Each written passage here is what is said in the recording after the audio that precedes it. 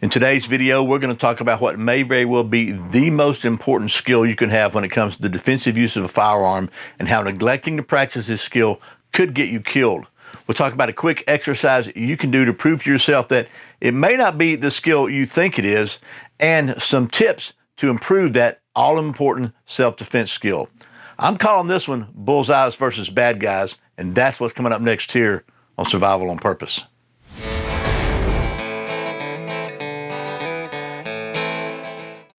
Welcome back to Survival on Purpose. My name's Brian. Thanks for joining me for a video that I'm calling Bullseyes versus Bad Guys. And first, let me apologize. I'm going to be drinking some water throughout this video because my throat is really scratchy and I want to get through it. And I've got some notes just so I can hopefully try to stay focused here and not get too far off track, as I tend to do sometimes, like I'm doing right now. So let's talk about this. Bullseyes versus Bad Guys. I was talking to one of my sons today, and about 2 weeks ago, I took all four of my sons, plus my semi-adopted son, plus my nephew, to Camden, Tennessee, to the Tactical Response Training Center, and we all took the fighting pistol class. It was their first time going through it. It was my third, and over the last couple of weeks, I've been talking to them when I had a chance about what did you learn, what are your takeaways, and this and that. And I was talking to my youngest son today, and his fiance had told him that she wasn't real comfortable with the thought of carrying a gun because she wasn't sure if she could hit her target. And that got me to thinking about some of the things we talked about in class and what was really most important in a gun fight, what skill might be the most important. And I think it may not be what you think it is. And let me just say it like this. Everybody seems to focus on marksmanship, on being able to hit a little tiny target accurately every time and in practice. But is that really the most important skill in an actual gun fight, firearms fight of self-defense for your life? And first of all, hear me. I am not saying marksmanship is not important. Don't put those words in my mouth. Marksmanship is important. The ability to hit your target is very important.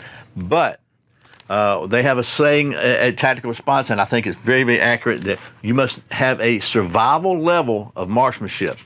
And that is different than Olympic gold medal level of marksmanship, okay? So what I am saying, though, is that I would be almost certain that more self-defense firearms encounters are lost due to bad gun handling or gun handling mistakes than due to poor marksmanship. If you can't get your gun quickly and effectively into the fight, you won't even have a chance to demonstrate all that great marksmanship you have.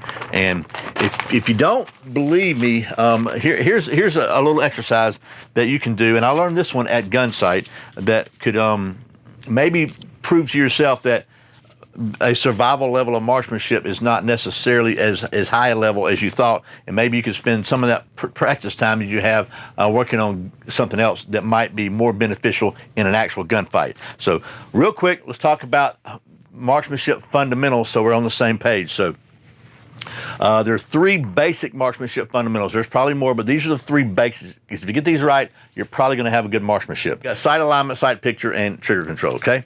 So sight alignment. Now, if you look at these sights on this blue gun here, most typical sights, you've got a notch in the back and you've got a post in the front.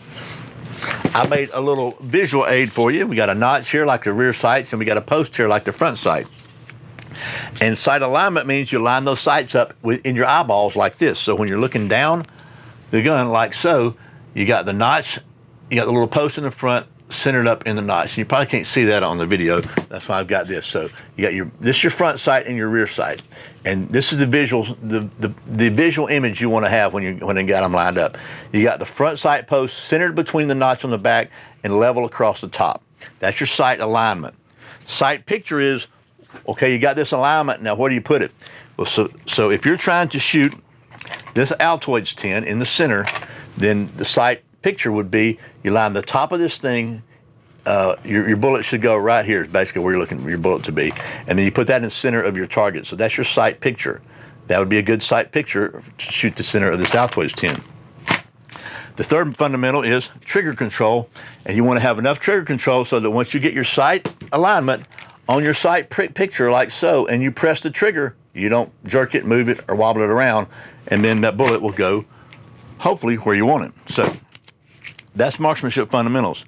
Now here's a little exercise you can do to prove to yourself that maybe those the level of marksmanship you need is not as high as you might think, and so maybe you can devote some practice time to some gun handling stuff. So first of all, go about 10 feet away from your target and draw a little, I mean, like a half-inch dot with a Sharpie or something. And then just get your sight alignment on it so that your half-inch dot is right here, okay? Your sight picture on your sight alignment. And then slowly press off a shot just as accurately as possible. Okay, you got that? Now, go ahead and change your sight alignment, which means you're going to be moving your barrel over just a little bit like that, right? One way or another, until this is about what you see, the very, very edge of your post in the notch. Then center your target right here in the notch. And then press that trigger. Then do the same thing on the other side. Center your target in the notch and press that trigger. Then do the same thing with your post way down here like this. Center your target here and press that trigger. Then stick your post way up here. You'll be covering your target up, but try to center it about right there and press that trigger. Now, I learned this drill at gun sight, so I got to give them credit for that. I think what you'll find at about 10 feet is if you're slowly and you're accurate, unless you had a flyer, you'll have a group about like this. Think about that, okay? Look at that. If you're shooting a bad guy right here, probably hit my microphone, right here, any of those rounds are going to be fine. So my point being that, yes, marksmanship is important, but if you can hit a circle that big at 10 feet, at 10 feet, that's a survival level of marksmanship. Now, the further out you are, the more your marksmanship needs to be on, but once you get beyond a certain distance, maybe you need to be running and hiding and not shooting. So there's that. But that's an exercise you can do to prove to yourself. Now, you saw a minute ago, I've got a blue gun here.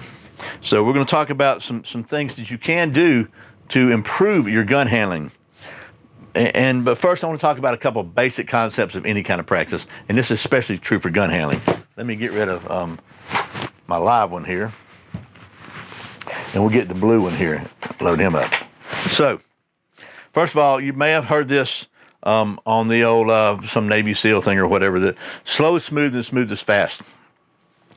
And why is that important? Because there's a concept that some people call muscle memory. I think actually it is called neural pathways.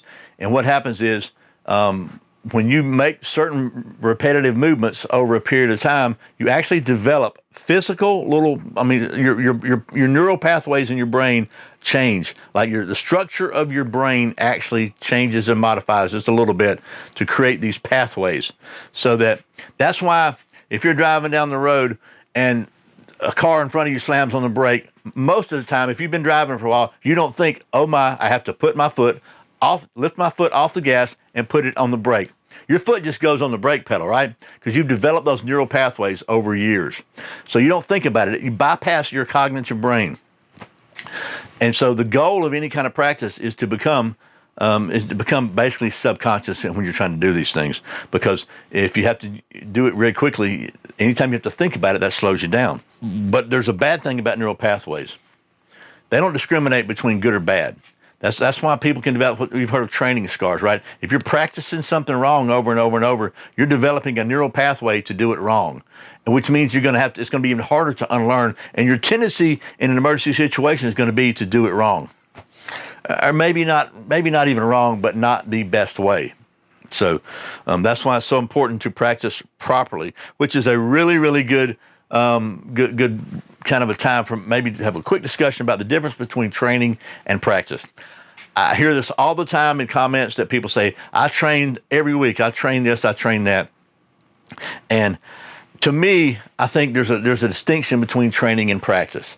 And training is something that's done under the eyes of a competent instructor who can watch you and identify if you got something you need to work on, maybe show you a better way of doing something, and maybe help correct small mistakes or whatever that you may not even be aware that you have. And if you keep practicing those, they're just going to get ingrained. And there may be, again, it may not be wrong, but there might be much better ways of doing it that you didn't even know about. So that's what training is to me. That's why I'll go to tactical response, and you pay people to instructors that are competent to help you and train you and teach you and learn. Practice is when you take what the trainers have showed you, what your instructors have shown you, and then you take it home with you and you practice it and you develop those neural pathways. I think it's an important distinction that you need to recognize. Everybody needs to recognize. So we'll talk about some practice tips. So first of all, as I said in other videos, I think it's really a good idea to have a blue gun. This is something that you can practice with around the house. You don't have to worry about it. It's not dangerous at all. This one is a weighted one, which is pretty cool. You can find these. So it even gives you the same physical sensation of a fully loaded gun. And this is a Glock 19. They make all different ones. But there's some practice tips I think that are really helpful. So first of all, I know it's a tendency to want to go real fast and all that, but the reality is, slow is smooth and smooth is fast. And the reason is because if you practice very slowly, like, for example, there's some steps to take if you got to get your cover garment out of the way and draw a pistol. You want to get your garment out of the way, get a good fighting grip on your pistol. Don't just snatch it out of there. You want to have a good grip on your pistol before it comes out of the holster. Then draw it slowly. Aim it at the bad guy, at your target. So now, if you had to, you could fire right now. Right now, if you had to. If somebody's rushing you with a knife or a machete or whatever.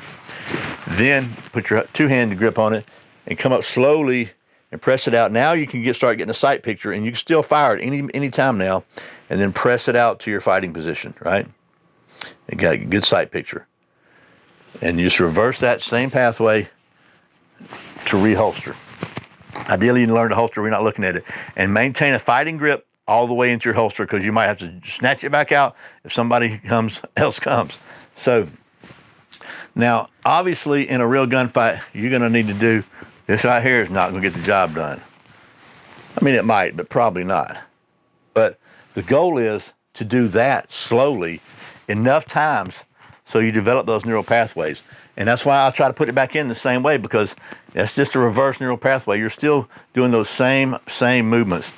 And if you do that enough times, it'll become natural, and you won't have to think about it, and you'll just be able to do it faster. And that wasn't fast, but you know what I mean.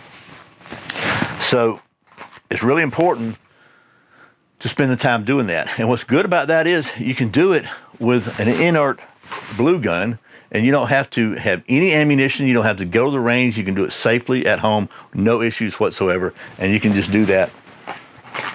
You can do it while you're watching TV. Just develop those pathways.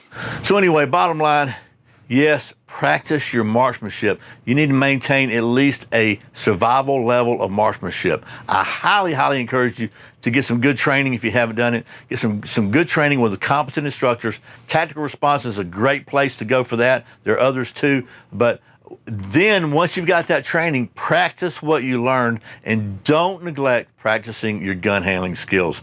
They really could save your life. I hope this has been helpful. I really appreciate you watching Survival on Purpose. Remember, survival is not an accident, so be prepared. Practice those gun handling skills. I'll see you next time.